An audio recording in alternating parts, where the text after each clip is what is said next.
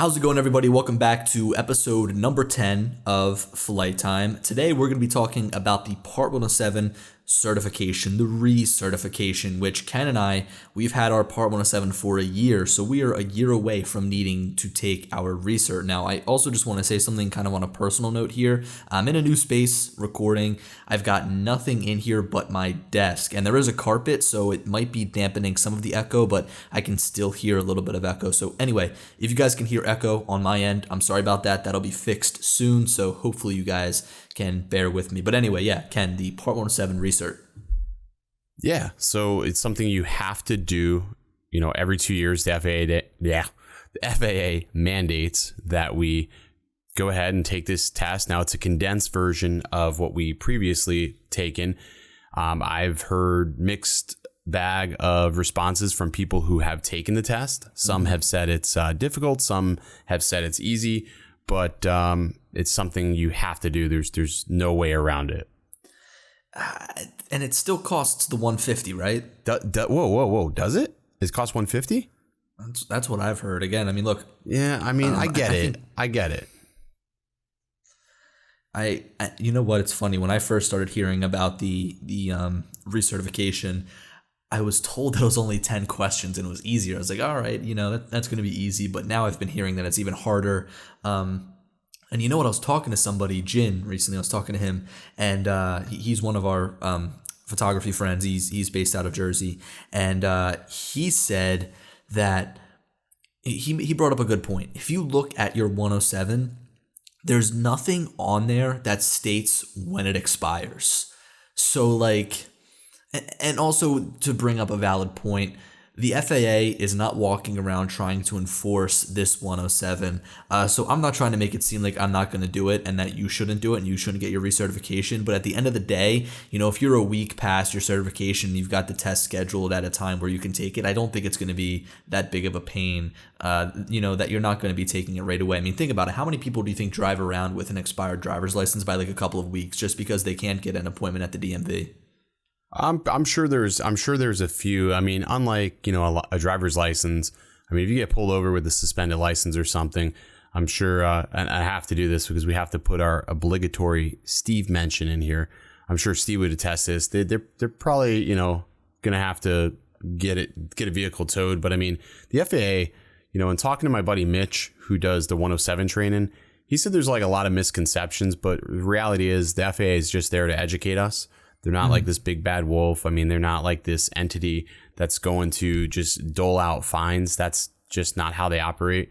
But that is interesting. And after you said that, I just looked down at my 107 license, and there isn't anywhere that states that it could expire. Now, I take that as two reasons. Either one, it's just something that's held in a database, or two, they're just that cheap to issue you a new license with a new expiration date. I don't know. I mean, that's just my thought on that. That's true. And the way that I think of it is this, right? If somebody is savvy, in fact, one of the police officers that had come up to me, I tell this story a lot. I was doing it in some photos of a roof for an apartment building. The police came and he asked for my 107. He actually flew drones, and I had a good conversation with him. But if you're savvy and if you hand somebody your 107 because they ask for it and they look at it and they see that it was issued over 2 years ago, then they can make the assumption, well, hey, you haven't taken your recertification test yet. And you know what? I'm going to recommend a great video by our friend Ed Ricker. He made a video about how he took his recertification test. So he can give you some really good information. If I remember, I'll put a link to that in the description of this podcast, so you guys can go ahead and check it out. But he made a great video not only for when he first got his 107, but he also made a video for his recertification. He got it much, I guess, further in advance than we did. So I guess that's going to be us in about a year retaking that test.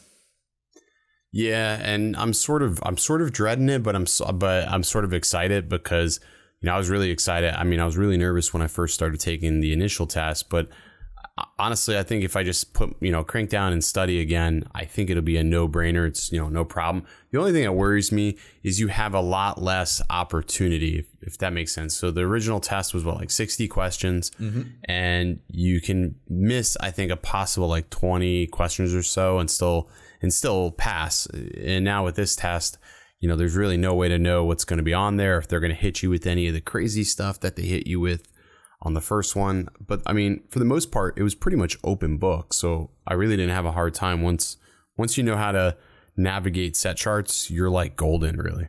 Mm-hmm. Now, here's my whole thing about the 107, and I think that we should sit down and have a conversation about the 107 as a whole in the future, because I think you have something else planned that you want us to do in this video or in this podcast. Sorry, but I see a future where we have different licenses for different drone operations. So of course we have different licenses out there for people who want to operate like a motorcycle, people that want to operate a big Mack truck, 18-wheeler, different licenses for people who just want to operate a car, right? I mean, think about all the use case scenarios for drones. We've got people that want to deliver things with drones. We've got people that want to potentially carry people with drones. We've got people that want to, just shoot photos with drones. And the everyday photographer is not going to need to know everything that is on the Part 107. In fact, most people flying a drone probably won't need to know things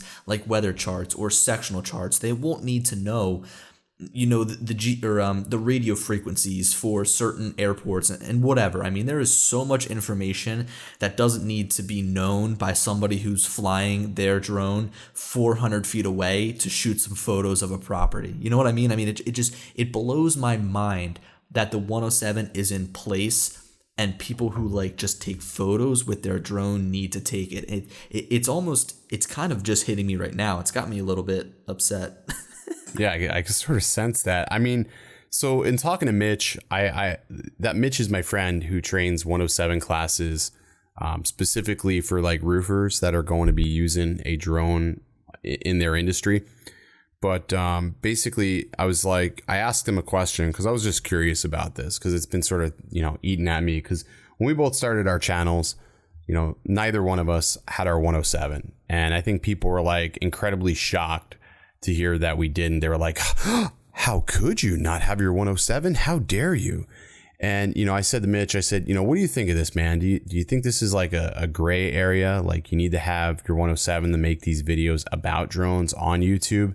And basically he said it like this. He goes, anytime you're doing anything that has to do with self-promotion, whether you're on YouTube, you're on Instagram, doesn't matter. If you are promoting yourself, that is technically a monetary gain, whether money is physically traded in hands or not. And the FAA would like you to have your 107. That's what he said. They would like you to, but are they going to go after influencers specifically? He said, probably not. It's just not. There's too many of them. It's not worth their time if they're not doing anything that's breaking the laws, breaking the rules, or endangering people. He said they're just not going to go after people. So I don't know. I think it's sort of a crock of crap sometimes that you got to do this to take just photos or even video. I mean, it's sort of silly. Yeah, I mean, I sit there and I think about it, and if they just had these different tests, like one maybe even geared specifically towards realtors, you know what I'm talking about?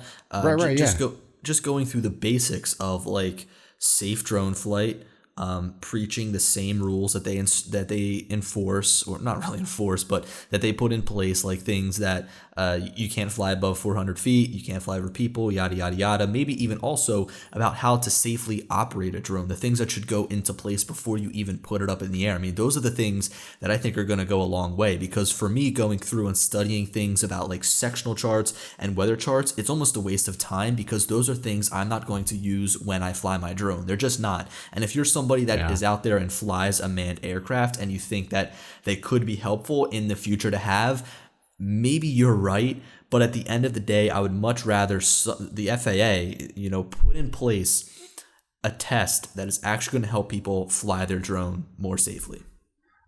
Yeah, so what I think they need to add to this test more than anything is a little bit more about the drone preparation and safety. Something that sort of made me start thinking about this a little bit more this week was the fact it's been getting really hot. Now, I've landed my drone several times over this weekend shooting a house, and it was like it was like 95 degrees out. And every time I've landed the Mavic, I noticed that there was a gap on the battery, because once again, I'm dealing with batteries that are starting to swell. And, God forbid that battery swelled to a point where it unhinged and the Mavic dropped. Now, granted, it'd probably be a little bit lighter without the battery in there, but the battery is going to come down inevitably too. So it's something that made me start thinking about safety a little bit more, that these are like the pre-flight things that they need to be, incorporated in this test. So that way new pilots, especially 107, or even if you're going to have like realtors, like look for things, like maybe they have to go through a certification too if they want to have a photographer do these, things as well. I mean, I think there needs to be different classes of regulation, but I mean, that's something we can go off on a tangent on that all on its own.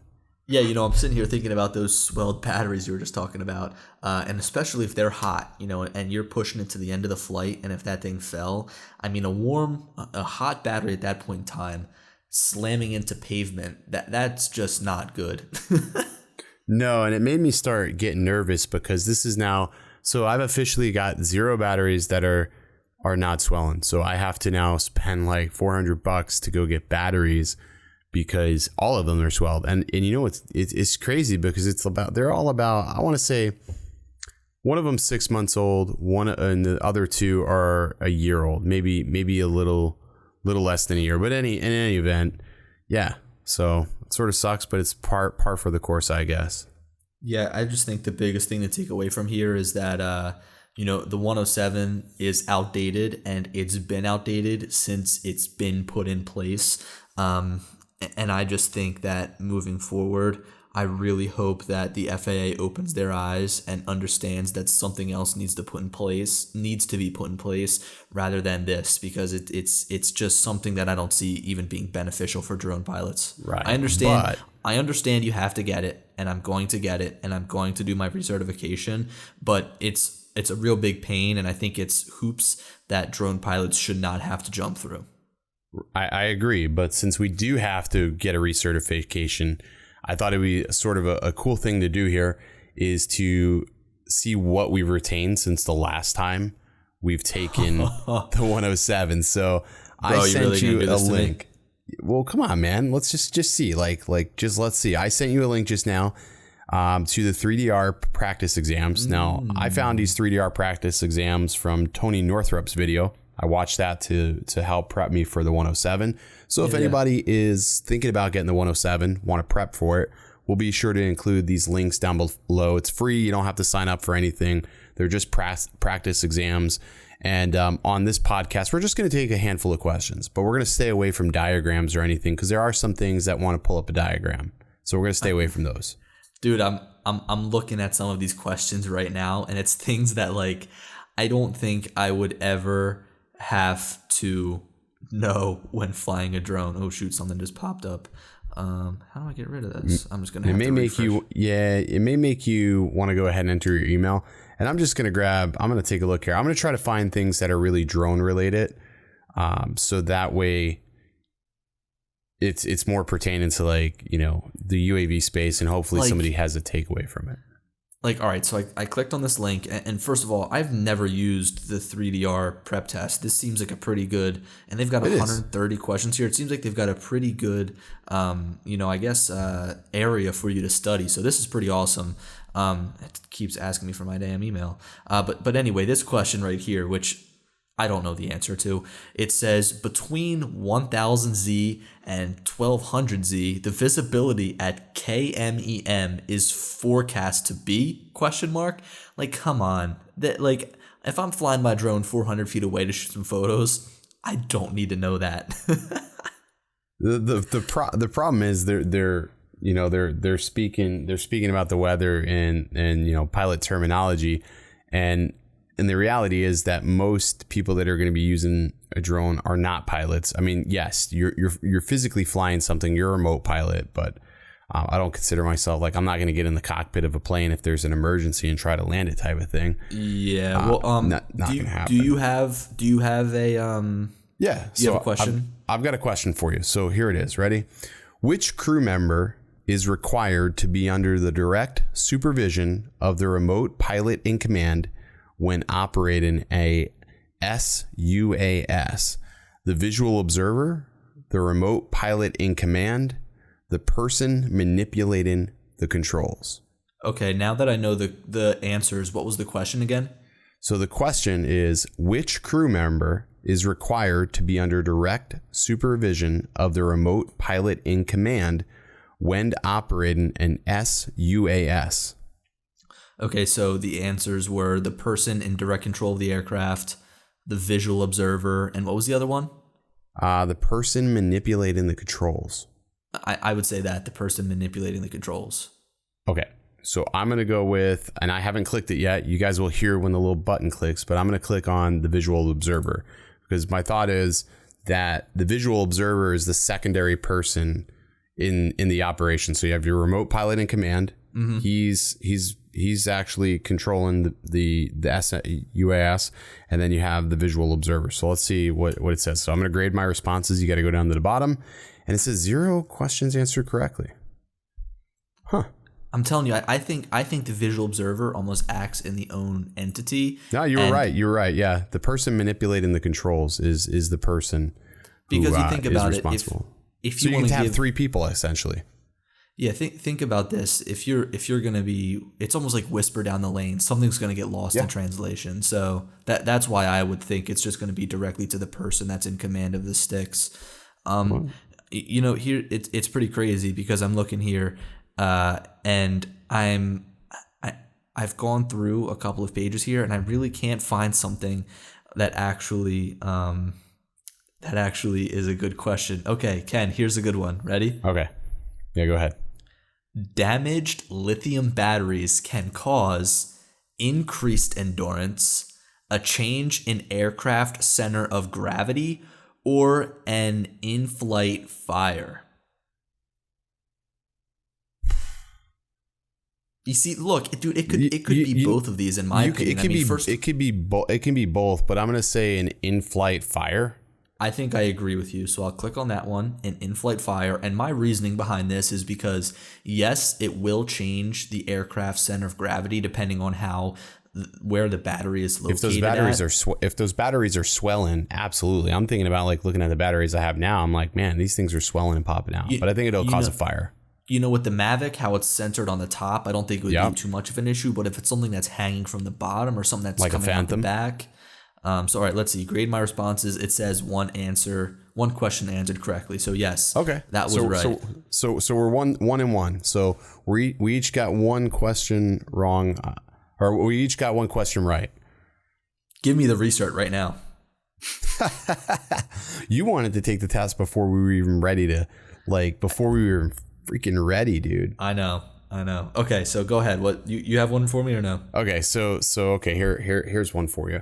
It says, according to 14 CFR Part 107, the remote pilot in command of a small unmanned aircraft planning to operate within Class C airspace is required to receive ATC authorization, must use a visual observer, is required to file a flight plan. Now, before you even answer this, if this is still on the test, it's wrong now. Yeah, it's severely outdated because I think that this hasn't been probably updated since the rank has been put into place, right? So yeah, so what would you say if you were taking this back when we first started this test? What would you say to that question? It would be ATC. All right, so let's see if that's right.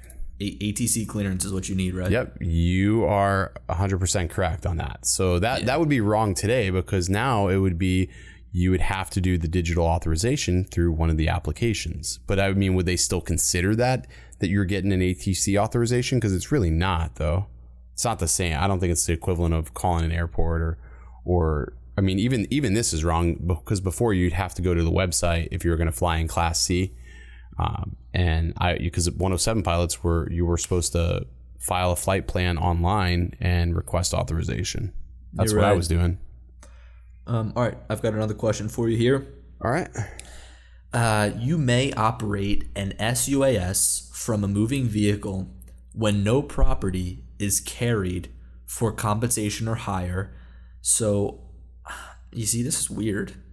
Okay. You may operate an SUAS from a moving vehicle when no property is carried for compensation or hire. Like, that question is very confusing. Why else would I operate from a moving vehicle? So what are the choices? Well, the first one is totally wrong. And I find that the FAA does this when they make these tests. There's one answer that is entirely incorrect, and the other two, honestly, both of them are very similar. And you could be like, wow, it could be either of these. So the first one is over a parade or other social events. That's just totally out of the question. Right. That's out the question. The next one is over suburban areas or over a sparsely populated area. Yeah, let's go with C, a sparsely populated area. I agree. Let's see. Answer. Yep, that's right. And I agree. Again, I mean, suburban area, I'm guessing, what do they think, like a neighborhood with a bunch of houses? I wonder what their definition, though, of a moving vehicle is. Like, are they talking about any moving vehicle? I mean, because like sometimes we're on boats and stuff like that. We're flying. I mean, obviously there was no population in most of the cases, but I wonder how they feel about boats, because they are a moving object. You have another question? Yeah. So under what condition should the operator of a small UA establish a scheduled maintenance protocol? When the FAA requires you to do the following an accident, UAS does not need a required maintenance schedule. And C, when the manufacturer does not provide a maintenance schedule. That's a tough one. It is a tough one because, like, look, there's nothing required to. Right. I mean, I would say it's C. When the manufacturer doesn't include so one. Let's see what it says. So that's correct. So if the manufacturer is not telling you to do anything, that's when you, as the pilot, would have to create some sort of maintenance schedule. And to that effect, yeah, you're right. I mean, other than checking over your props, looking for stress cracks, obviously looking at your batteries, there is no maintenance. These things have sort of an end of life. There is no replaceable parts. How cool would it be? Well, maybe your Inspire has replaceable parts because those landing gears are always going up and down. I'm sure you have to inspect and maybe take a look at some of those joints and keep them tight. I'm sure they loosen up after a period of time. Yeah, I mean, look, I just think that I know how the drone operates. I know what it looks like. I kind of know how it feels, and maybe that doesn't make sense, but I just know when something is going wrong. Like, I understand when there's not something right about my drone.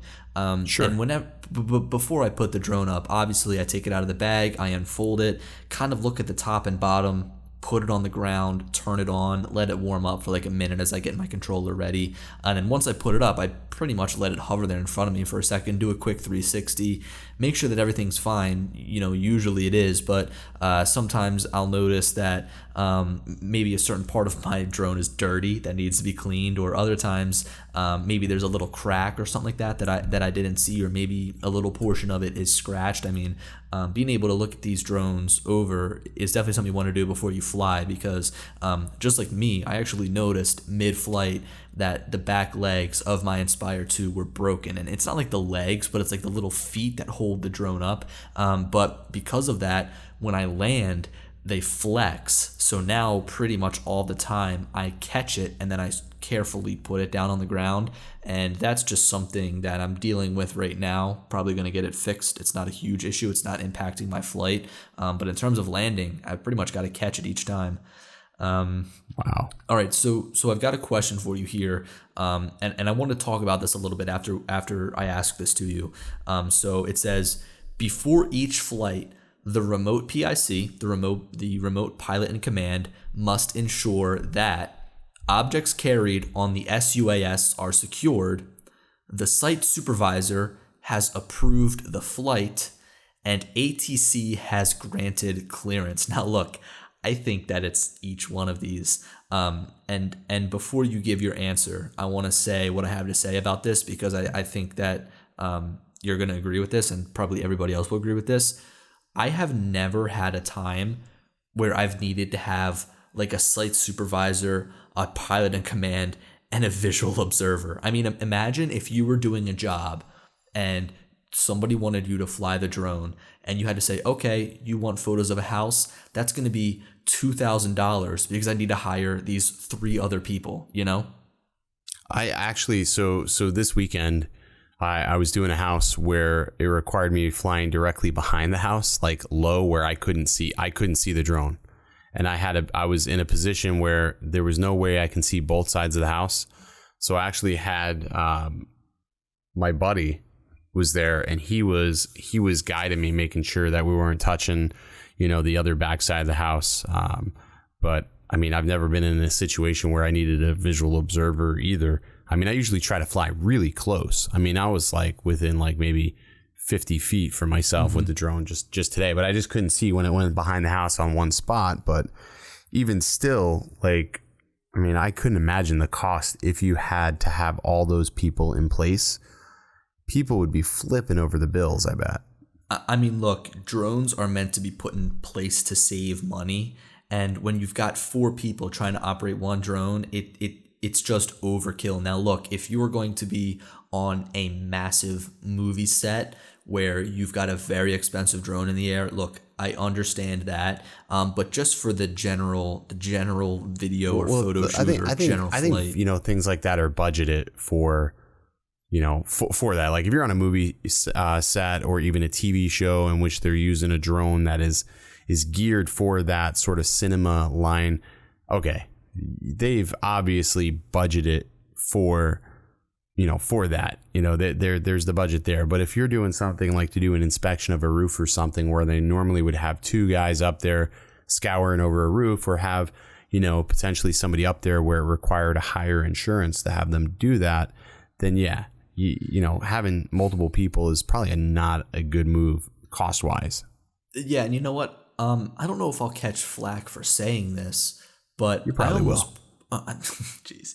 Well, look, yeah, right. If you even think about it, it's probably going to catch you flack. But I almost pride myself on being able to maintain a visual eye on the drone while also flying FPV while being aware of my surroundings. Like I feel like I'm able to do all of that myself, being able to fly close to objects, knowing my limits, knowing my surroundings around the drone while flying FPV. I mean, that's just to me like a skill that comes in mind. And I was helping these guys fly, or they were teaching the Wildwood lifeguards. They weren't teaching them how to fly the drones, but they were doing a demonstration. So they had a big M600, Matrice 600 fly out and drop a life preserver. And in order to film all of this, they had an Inspire 2 chasing after it. And I was spotting the guy flying the Inspire 2. And the entire time his eyes were glued to the screen. He was asking me questions like, how far am I away from the M600, the drone? How high am I off of the water? Do I need to or alert me if there's any other aircraft in the sky, because down near the beach they have the big, planes coming by with the banners and stuff. Let me know if there's any seagulls in my area. I mean, he's asking me all these questions when I'm sitting there scratching my head like, man, I could have done all of this myself. So, reading this question here, I wonder who they're trying to target, because I don't know many people out there that are flying with 4 people, like a site supervisor, a pilot in command, or a visual observer. So again, Ken, I'm going to ask you this question. Before each flight, the remote PIC must ensure that objects carried on the SUAS are secure, the site supervisor has approved the flight, and ATC has granted clearance. Which one? Okay, so I'm going to probably go with the first choice of A, that all items carried on the drone are secured. And I'm just going to explain why. Because you're not always going to be flying in ATC authorization space. So that I'm going to rule that out. You're not always going to be flying with a, where there's a site supervisor that needs that. So the only one that logically makes sense mentally, that if there's something secured on the drone, if there's something mounted to the drone, it needs to be secured. So I'm going to say it's A. Okay, well, I think you're thinking like a logical person, and I'm thinking like the FAA does. So I'm going to say ATC has granted clearance. That's going to be the one that I go with. So let's see. I am incorrect. Now let's try how Ken thinks. We'll say objects carried on the SUAS are secure. Grade my responses. That one's correct. Good job, Ken. You outsmarted I outsmarted the FAA there. But if you think about it, like that's how these questions all are. And like I realized probably about a week into practicing for the 107 test that there's a lot of man, I almost don't want to use the word. There's a lot of duckery going on here that the FAA uses on these questions. It's like they make it so easy, but not easy enough to where like you almost talk yourself out of answers. If that makes sense. I agree with that. But just like you said, you're not always flying in a controlled airspace. I feel like you're not always flying with objects on the drone. Now, could you consider like the Phantom's camera on the Phantom 4 Pro an object? Yes. I think that's what they're thinking. But I mean, look, that is attached. I consider that part of the drone. I don't even think that there's a chance that thing falls off. So I don't know. I mean, look, if all I've got to do as the remote PIC is make sure that the objects carried on the drone are secure, geez. They could even be talking about, objects carried on the drone. That could even be props even. But I don't know why they wouldn't word it as make sure props are secured. Maybe they were just lumping it into the greater objects game. I don't really know. I'm telling you, the test is so, so archaic. It's unbelievable. So here's one for you. So they ask you about like different attitudes when you fly. Like, I'm not talking about altitudes. I'm talking about attitudes, different personality traits on the test. So it says, what is the antidote when a pilot has a hazardous attitude such as invulnerability? And I did not pick this one out specifically for you. It was just coincidence. I stumbled across this. So here are your choices. It could happen to me. It will not happen to me. It can not be that bad.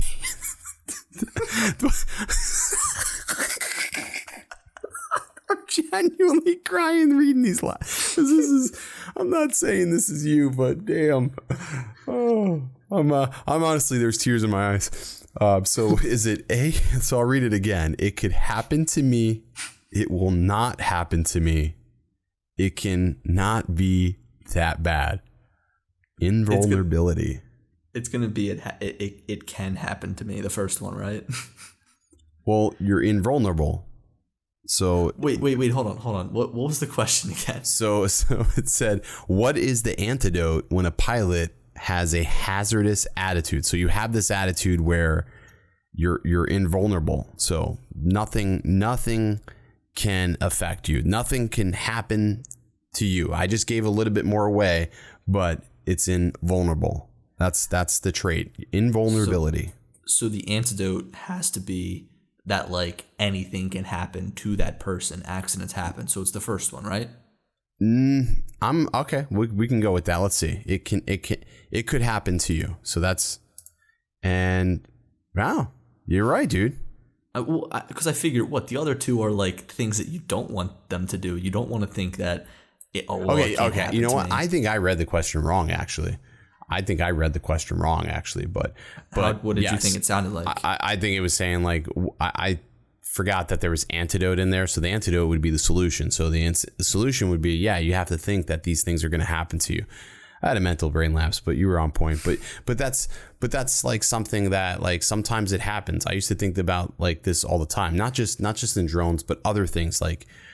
When I used to ride BMX, I would, it was like I would do something, I would do a trick, or I would hit a set of, ramps, and and you hit it once, you hit it twice, and you believe, man, I can do this every time, no problem. And then on that third go, all of a sudden you case and you wreck, and it's like it gives you a reality check. So I guess the FAA is just being, saying just humble yourself before something bad happens. That sounds like me on my boosted board. How's that been going, man?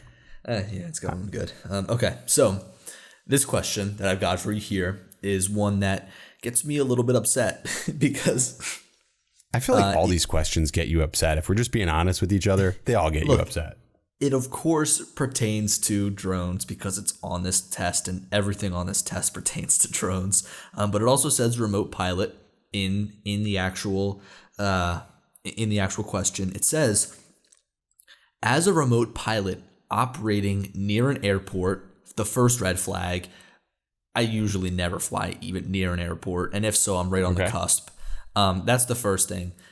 It says, as a remote pilot operating near an airport, you should expect arriving aircraft to join the traffic pattern, and then it gives you 3 separate options. And before I even go through this question, man, it's like, first of all, we can't fly our drone higher than 400 feet.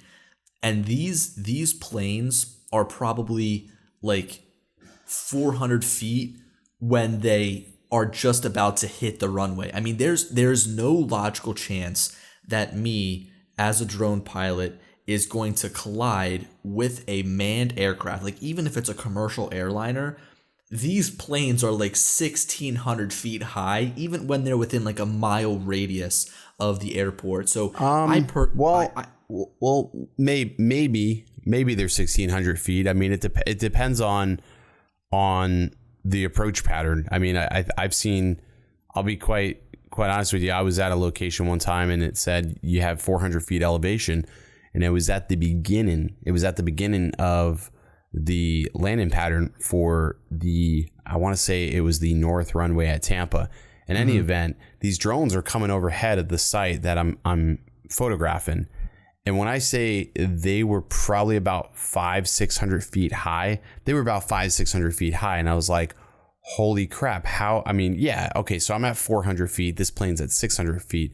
But still, like, I didn't even want to be, I think for me personally, like, that to me is even too close, because I'm like, I don't want, and again, I don't think a pilot's going to see a drone at that point. It's too small to even see it. But I didn't even feel really comfortable with that. So the whole time it was really a nerve-wracking experience. But I was in the 400-foot authorization from what Kitty Hawk granted me. So it was like sort of weird. But they were coming in like 600 feet. It was crazy. I think that, again, unless you've got to unless you're hired by the actual airport to take some photos or do some inspection, I just don't think you're going to be flying this close to an airport where a mid-air collision is even going to be something that can happen. Well, even if you were, let's just be honest. DJI isn't letting you take off anyhow, not through the app anyways. So this is totally getting off topic. When I was doing that flight demonstration for the Wildwood lifeguards, there was this guy who was one of the guys giving the actual flight lesson. He was the guy that was actually flying the Inspire 2. I was his visual observer. Sure.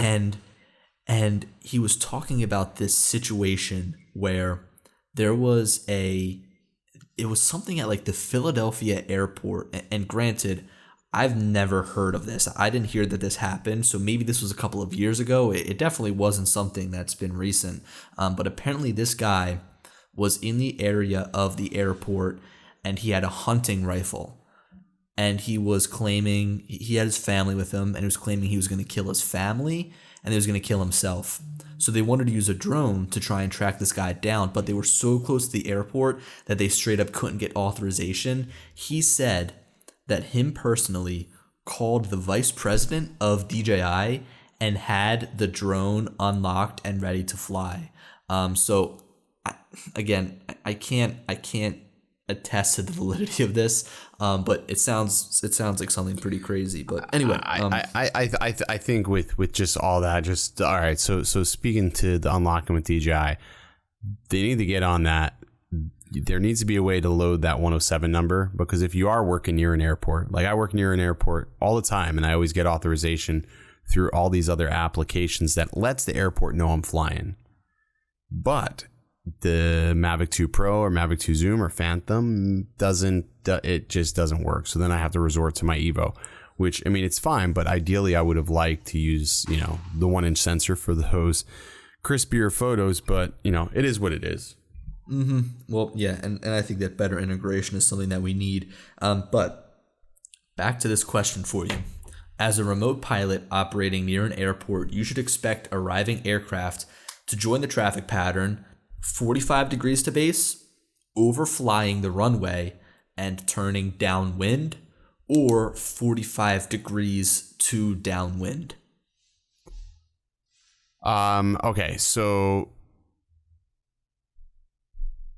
Okay, so I believe it's 45 degrees to face. So face would face the wind. So 45 degrees to face the wind. So downwind? The first one. No, not downwind. 45 degrees to face. 45 degrees to base? It says base, B-A-S-E. Oh, I thought you said face. I said face. No, sorry. Well, I don't know if they'd land. They're not going to land downwind, would they? Is there a diagram?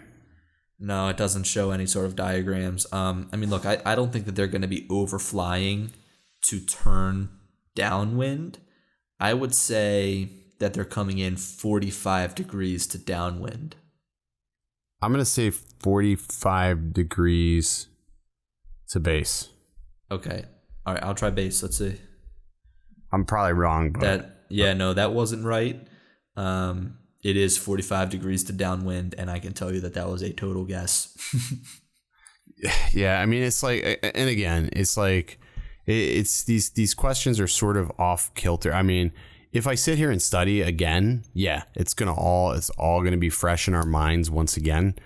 But it's been months. I will tell you, man, after I took that test, the only thing that sticks with me is when I'm taking off in an airplane, looking at the runway and seeing the letters. I just think of Tony Northrup saying, whiskey, tango, alpha. I mean, that's what goes through my mind when I look at the runway.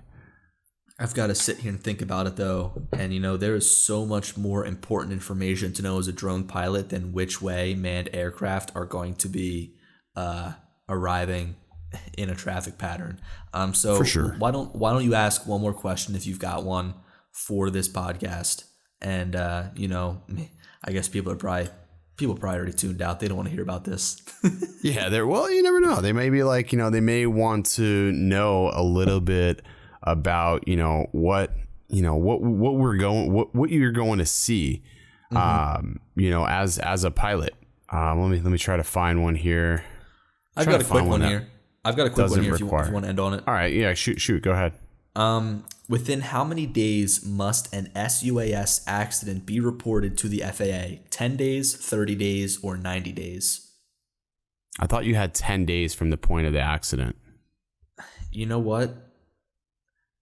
I'm going to say 10 days as well. I wanted to say 90 days because everything with the FAA is so slow. Yeah. It's funny how they want you to report it so fast, but they can't actually move that fast. Let's do 10 days. And it says, yes, that's correct. So you've got 10 days to report an accident to them. So if we were to take our recertification test today, I probably wouldn't feel as confident as I was a year ago. I'm definitely going to study, and I'm going to actually study much sooner rather than later. I'm going to start studying like a month in advance. So that way it's like super, super fresh. And that way too, I can account for if any of these rules change, because there's nothing to say that by the time we recertify that we couldn't be looking at an entirely different test than before. Dude, that's a really great point, because just like we're saying right now, you're not calling the ATC. That would be an outdated question. Right. And you're just not going to know unless you studied new material. Yep. So, yeah, I think that's where we'll end it. We're going on just about 45 minutes, and I think there's a lot of information in here. And again, there's no misconceptions in this. We're just reading the questions, and we're just basically acting as if we were doing the recertification test. And like I said, we didn't practice any of these questions beforehand, but we definitely, just like anything in life, you prep for it and ahead of time and hope everything goes well. That's the same as we're going to do when we take these tests next time. But anyways, I think that'll do it, man. Yeah, I mean, look, for any test, I dread it. I'm in my last year of college here, and I already know that there's going to be times that I'm dreading doing a paper. I'm dreading doing a test. I mean, it's just human nature, because it's something that you don't want to do, but it is something that you have to do. And it's something that, look, at the end of the day, I'm going to do it because the FAA has put it in place. And in order to, I guess, legally fly and make money, that's what I've got to do. But I really hope, and I really think that I'm going to begin to push and become an advocate for them to change the 107 to be geared more towards drone flight, because it's something that has just got to change. I agree. It's got to be questions that are relevant to what we are going to experience, because I don't really think it's fair that we're bound to the same rules as planes, because the planes are going to essentially supersede us in the air. They are going to have, take precedence over us, which is obviously right. They're carrying, passengers, But I think with that regard, there needs to be a tailored, set of training that helps pilots understand the safety measures and what safe flight it is for a remote, aerial aircraft. I mean, it's just, yeah, it is annoying. Like when you read it back and now being here, like many months later, you're like, crap, this doesn't make sense like it did when I first took it. I was like all gun ho, but I'm sort of like, no, it's just this isn't right. Well, so I think that was pretty cool. Definitely something interesting to do and answer these questions rather than just sit here and talk. It kind of made the time go by faster. And hopefully if you guys are listening, you took away something. Again, if you want to, whether you're on YouTube or iTunes, I don't know if some of these different platforms allow you to leave comments, but if you are on if you're on a platform that allows you to leave a comment, go ahead and let us know if you have your 107. Maybe if you've already taken your recert, if you're coming up on your recert. I mean, I feel like at this point in time, the Part 107's been around for a good amount of time, so there should be a good amount of people out there that needed to take their recert, but I feel like there's still probably a good amount that are just on their very first time. Like they just got their 107. They're within that 2 years. Just because the 107 it is fairly new, and I know that as people continue to jump into the space and the industry of drones, they're going to be just getting their 107. But I really am interested to see how the FAA changes this as we move forward. Same. Well, that's going to do it, guys. Guys. For episode number 10. We'll see you next time. Later.